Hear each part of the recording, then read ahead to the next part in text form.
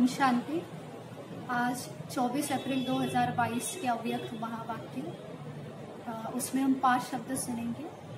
पहला शब्द है मर्सीफुल बाप। वर्तमान समय को, सारे विश्व को अगर बाप देखते हैं तो विश्व की अनजान आत्माएं जो है वो कोई ना कोई कारण को लेकर परेशान है और इसके लिए उस कारण वो मर्सी चाहते हैं। तो मर्सी अर्थात रहम या दया की आवश्यकता इस समय आत्माओं को बहुत है। तो परमात्मा कहते हैं तो अनजान बच्चे, लेकिन है तो बच्चे ही ना।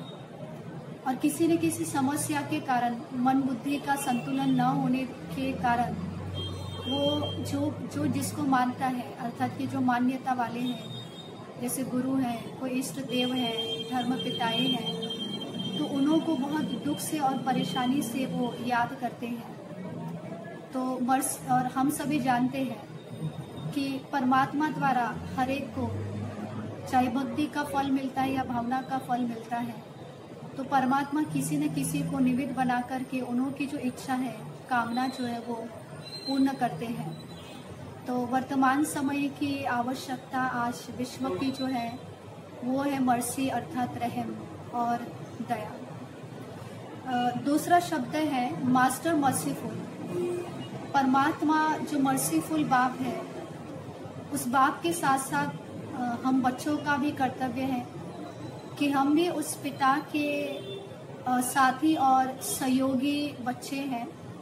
और इसके लिए परमात्मा हमको कहते हैं कि दुनिया की जो अनजान आत्माएं हैं, कैसे भी हैं, लेकिन है तो आपके ही भाई बहन, है तो इसी परिवार के ही, चाहे सगे हो चाहे लगे हो, अर्थात कि सौतेले हैं मातेले हैं, लेकिन है तो इसी परिवार की। तो परिवार जो होता है तो उसके ऊपर और ही रहम आता है, न कि घृणा आती है। और इसके लिए कहा कि विश्व की अनजान आत्माओं को मर्सी की दृष्टि अर्थात रहम की दृष्टि की बहुत आवश्यकता है। तो उन आत्माओं के ऊपर भी रहम करना है और दिल से रहम करना है।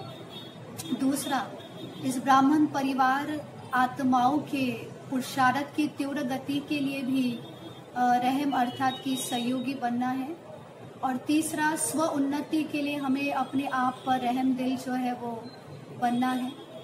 तो स्व के ऊपर रहम दिल बनना, तो इसका मतलब है कि मैं कौन सी आत्मा हूँ। मैं ऊंचे ते ऊंचे भगवान की बहुत श्रेष्ठ आत्मा अर्थात कि बाप समान, तो ये मेरा लक्ष्य। तो जितना ही स्व उन्नति के लिए अपने प्रति हमको रहम आएगा, उतना ही हमें बेहद का वैराग आएगा। और इस बेहद के वैराग से हमारी जो कमियां हैं तो उसको निकालना बहुत सहज हो जाएगा। और इसलिए वर्तमान समय को देखते हुए बाबा हम बच्चों को कहते हैं कि विश्व की आत्माओं, अनजान आत्माओं के प्रति हम विशेष मर्सीफुल बने। और फिर तीसरा जो शब्द है बेहद का वैराग्य। तो बेहद का वैराग जिन बच्चों को होता है, मतलब इस पुरानी दुनिया से वैराग, इस पुराने शरीर से वैराग, तो इस पुराने को भूलकर वो एक परमात्मा को याद करते हैं। एक परमात्मा का साथ, स्नेह और उनकी समीपता ही उन्हों को खींचती है। उनके बुद्धि में दूसरा कोई भी सहारा नहीं आता है। तो जहाँ बेहद का वैराग होता है, अर्थात कि बेहद के वैरागी वाले बच्चे, उन्हों का एक ही स्लोगन होता है कि तुम ही से खाओ, तुम ही से बैठो, तुम ही से सो, तुम ही साथ ही सेवा करो और तुम ही साथ ही कर्म योगी जो है वो बनो।